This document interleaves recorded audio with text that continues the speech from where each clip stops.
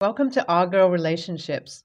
We talk about the problems people face in their day to day lives. Let's start with the video.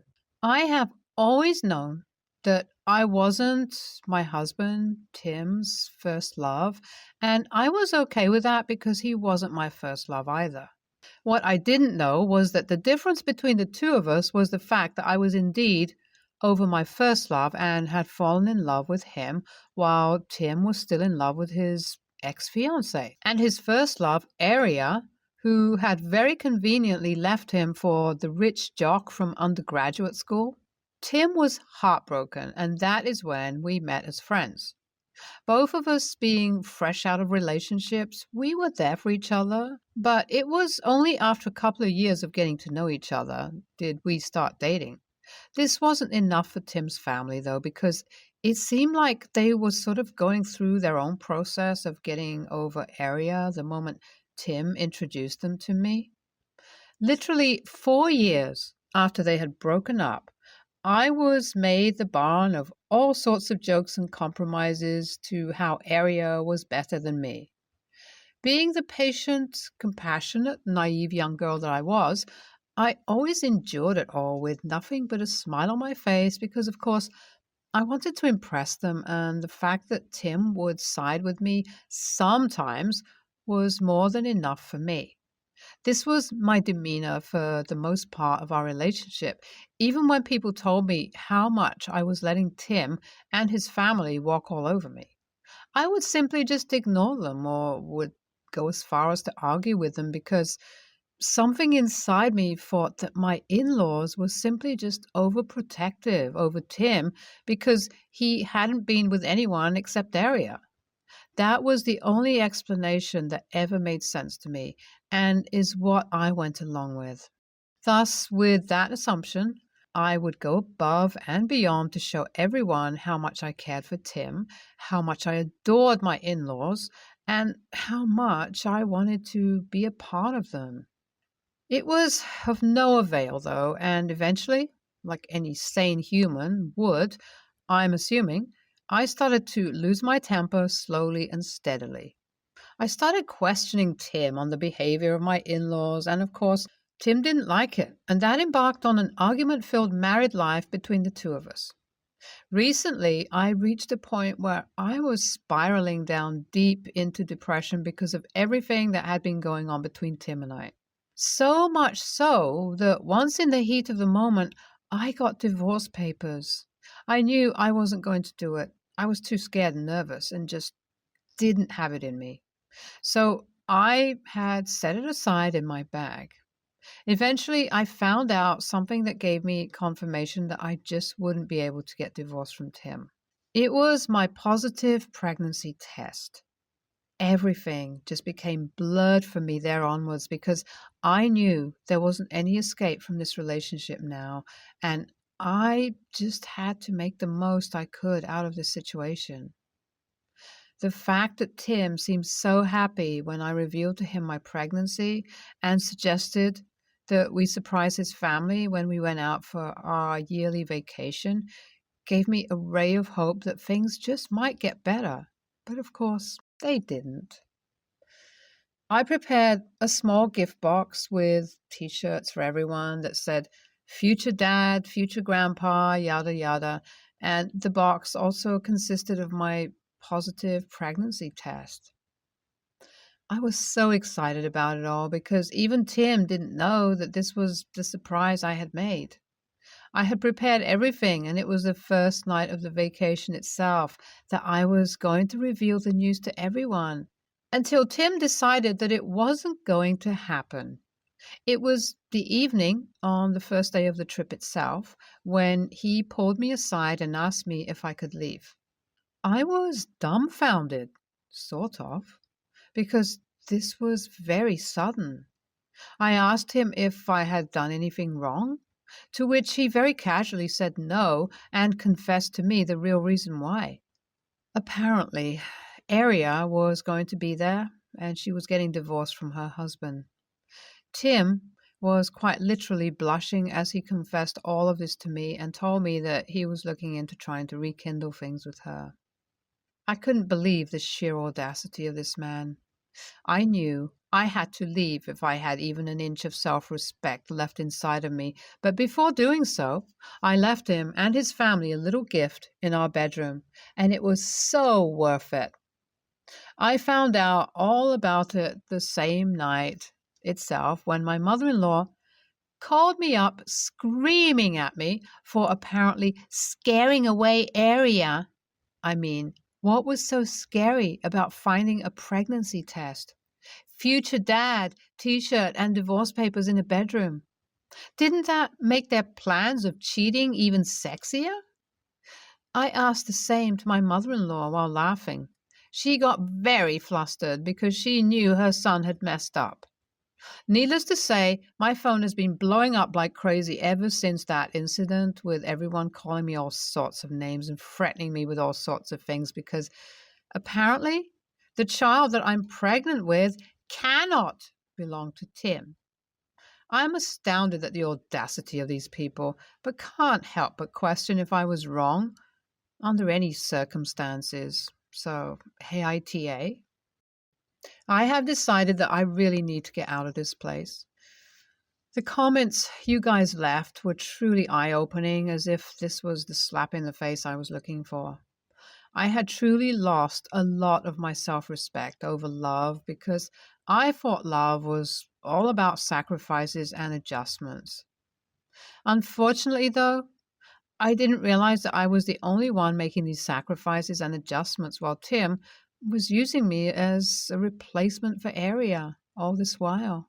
I have moved into my cousin's place recently and have been avoiding all and every contact with Tim and his family, who have been still blowing up my phone. I think I first need to clear out my head as to what my next move should be. I also need to start attending regular doctor's appointments to keep track of my baby's health. A lot is going on, but I can only hope with time everything will fall into place.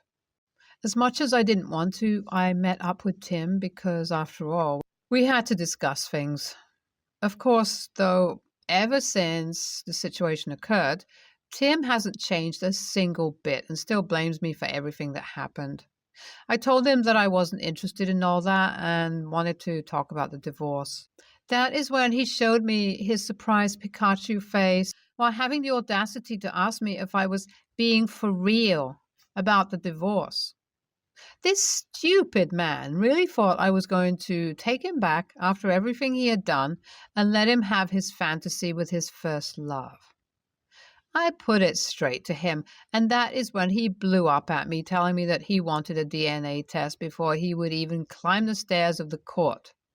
I happily obliged, and needless to say, the test results have come positive.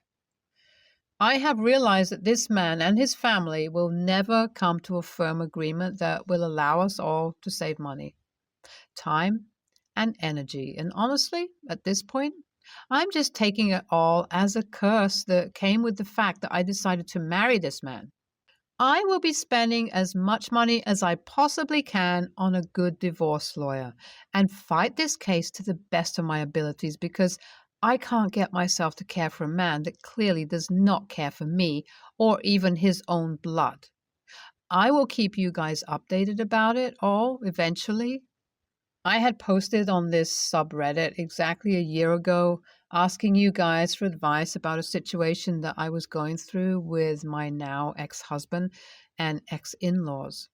I logged out of the account because I had a lot on my plate to deal with, starting from my pregnancy, the divorce, moving houses, finding a job, and a lot of emotional stress. When I started this post, up to my last update, I would have never been able to say that I could ever see myself reaching a point where I was a single mom of one and so independent. All thanks to my very traditional parents, who always taught me that I was nothing without a man. Well, now that the divorce is finalized and I'm as far away as I possibly can be from a man like Tim, I can proudly say I can do it. Things weren't all that easy, though, coming from a small town that I was in. I got berated a lot. I was constantly shamed and questioned about my character for simply taking a stand for myself.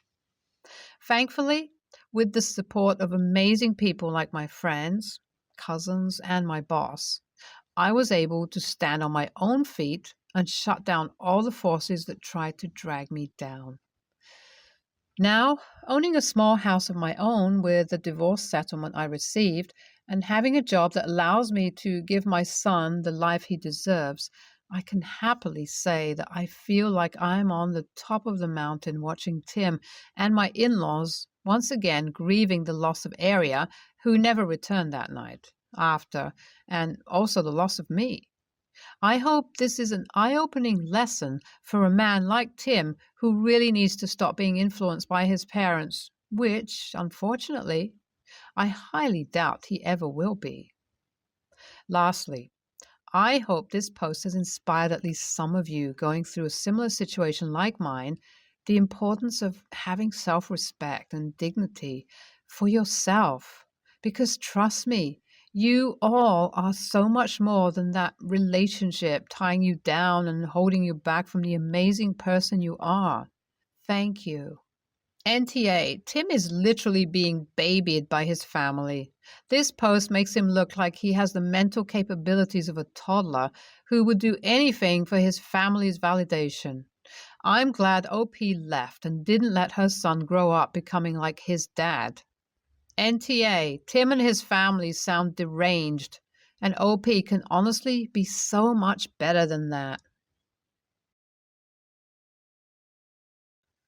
My brother, Tom, is divorced and has 2 kids, Kim, who is 19, Liz, who is 17. Because mine and Tom's father was a deadbeat, he didn't want to raise us and ran off to avoid his child support obligations. Tom is barely around for his own kids, yet expects to be praised and hailed as the world's greatest father for providing the bare minimum. Tom expects his ex-wife, Rose, to schedule all the kids' events, appointments, and constantly remind him of all of the kids' events like he's a child himself. Rose will notify Tom weeks in advance of an appointment or event through email and their court-monitored messaging site. She'll send a follow-up reminder both the week and the day before the event, including school events, where Tom's already sent an email by the school. Tom forgets and then blames Rose for being irresponsible. Since it would take 10 seconds for Rose to send me a text, she knows I don't check my email or court-monitored site every day. Tom has reminders set on his phone for Facebook, but he can't be bothered to set up a calendar app. Kim told me that she can count on her hands how many of her events, appointments, Tom has ever shown up to. The breaking point for Kim was when Tom forgot about her high school graduation and was instead out drinking with his friends. Kim is at college and has not spoken to Tom once since her 18th birthday. Instead of this being a wake-up call for Tom, he again blames Rose and expects to be hailed as the world's greatest father because he financially provides the bare minimum and still is never there for Liz. Tom gets Liz for 1.5 weeks a month, and Liz says Tom is never even there, and she's just stuck house dog sitting. Liz said that Tom couldn't remember a single one of her friends or teachers when she pressed him about it. While we were visiting our mother's house, Tom was complaining because he had not shown up to Liz's driving test where she got her license and blamed Rose again. Tom then complained about Liz because now talking to her is like pulling teeth, and how she tries to make me feel unloved in my own home. Her mother's turned her into an inconsiderate brat. I was biting my tongue before, but Tom insulting his own daughter that way made me see red.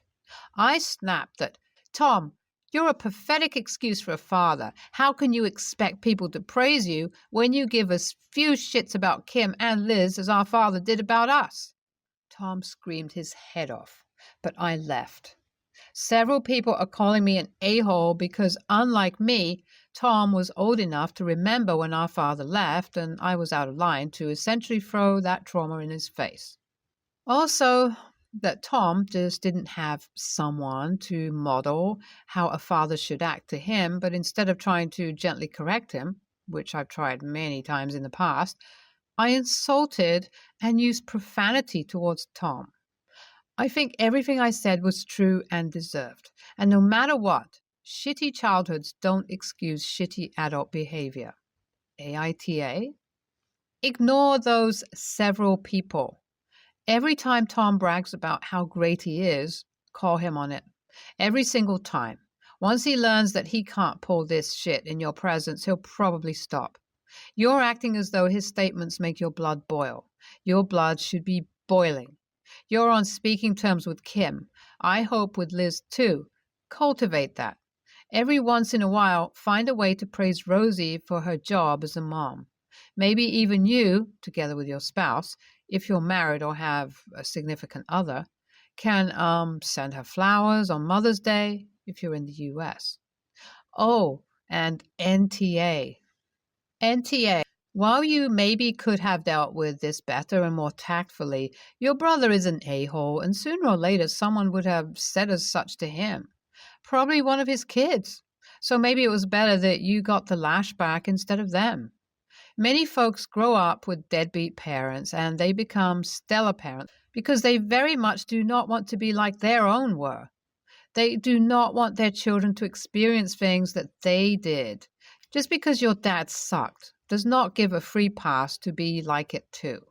NTA, your brother is delusional if he thinks giving money is all that it takes to be a good parent and earn their child's love and respect. And trauma from being left is not a defense when he is doing virtually the same thing his father did, abandoning his responsibility. On the contrary, that experience should have taught him what not to do when he gets a family. Nothing wrong with calling a deadbeat a deadbeat. Who knows? That might be what he needs to wake up from his delusions. I guess making fun is the wrong term, more like bringing them up in an argument. For context, we were both in high school. When my best friend was in middle school, his girlfriend at the time passed away. Understandably, he was scarred. He never healed from it. And of course, whenever he needed to talk about it or was just sad about it, I would be there for him as a shoulder to cry on or as someone to talk to. I also have a dog. I have had this dog since I was 3 years old, so she has been a part of my family for as long as I can remember. She is, of course, very old, but she also has cancer and is blind and deaf. Essentially, a walking corpse at this point. My mom came in to tell me to say my goodbyes to her because she likely wasn't going to make it through the week. Of course, being sad, I thought it to be a good idea to reach out to my friend, as he had done so many times to me. Instead of being there for me, he decided that it was a good idea to have a debate about whether or not I should put my dog down and how she should have died a long time ago. Obviously, I wasn't in the mood for this, and as politely as I could, told him I didn't want to debate him on this and that I was just sad and wanted someone to be there for me. To which he continued to dig into it. At this point, I was pissed. As he began to start making jokes about me being an animal abuser, to which I blurted out that he was a prick and that I was hurting at the moment and his jokes were making it worse, he continued. I then said, I will remember this the next time you reach out to me about your dead ex-girlfriend, you prick. Obviously not the right thing to say.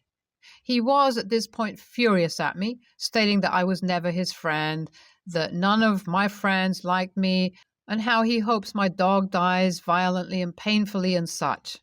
I eventually apologized for bringing his dead ex into the conversation, but he has yet to apologize for anything he has said to me, and likely won't. I understand where he's coming from, but I was so shocked that I had been there for him so many times about serious issues, but the moment I want someone to be there for me, he tried his best to make things worse. AMTA? NTA, you didn't say anything offensive about his girlfriend that might hurt him. You just stated that if you can't vent to him, he can't vent to you either. Don't know why people are saying you're the a-hole. NTA, and you shouldn't have apologized because what you said was less wrong than what he said. Also, he let his true colors out after. If you've been friends for as long and helped him with his dead ex, he should be there for you, but instead he makes jokes and everything. Sorry to say, but that is not a friend. You still sound young, so you will find other real friends. Let me tell you that sometimes having no friends, which you choose, is better than having toxic friends like that. I've known people before that treated pets like they are exchangeable. I've lost my cat after 17 years and it hurts. You don't deserve a trash friend like that. Take care of yourself because that friend obviously won't.